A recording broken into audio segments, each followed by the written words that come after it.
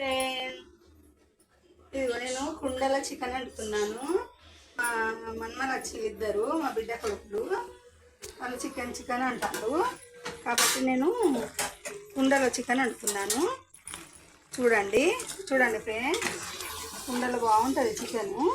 అందులోనే వాటర్ ఉడుతుంది, అందులోనే మంచిగా ఉంటుందని చికెన్ వండుతున్నాను. చూడండి, ఫస్ట్ ఉల్లిపాయలు పోపు వేయచ్చు. పోపు వేయకుండా కూడా మొత్తం చికెను, ఉల్లిపాయలు, పచ్చిమిర్చీలు, గరం మసాలా, కారము, ఉప్పు అన్నీ కలిపి ఇందులో పెట్టేసేయాలి ఫ్రెండ్స్.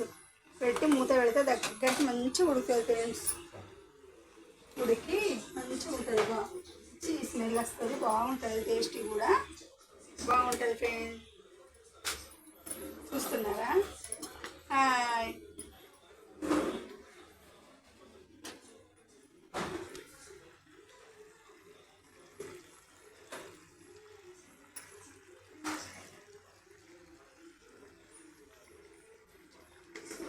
నేను కొంచెం ఉడికిన తర్వాత కారం వేస్తాను ఫ్రెండ్స్, ఎందుకంటే మా పిల్లలకి అరగదు కాబట్టి కొంచెం మంచిగా ఉడికినాక వేస్తే బాగుంటుందని అట్లా కూడా వేస్తున్నాను.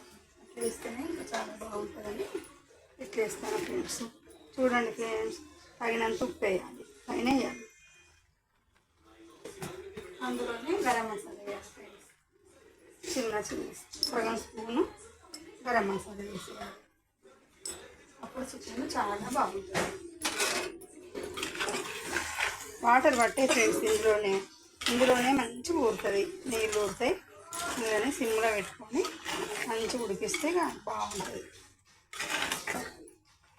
రోజులల్లా బుగ్గండి గిన్నెలల్లా వండుకుంటలేదు కదా ఫ్రెండ్స్, వండొద్దని. అందుకని మట్టి పాత్రలు చాలా తెప్పించుకున్నాను నేను. వరంగల్ పోయినప్పుడు, మంచిర్యాలలో, అక్కడ ఎక్కడెక్కడ కనబడ్డా కూడా తీసుకొచ్చుకుంటాను ఫ్రెండ్స్. నేను చాలా తీసుకొచ్చుకున్నా. మా ఇంట్లో మట్టి పాత్రలు చాలా ఉన్నాయి ఫ్రెండ్. మీరు కూడా అవిటి మీద కూడా ఒక వీడియో తీస్తాను ఫ్రెండ్. రేపు రైస్ అందులోనే వండాలనుకుంటున్నాను. పిల్లలకు బిర్యానీ చేయాలనుకున్నాను ఫ్రెండ్స్. అందులోనే చాలా ఉంది, అది రేపు చేసి పెడతాను ఫ్రెండ్స్. రేపు చేసి వీడియో పెడతాను, చూడండి.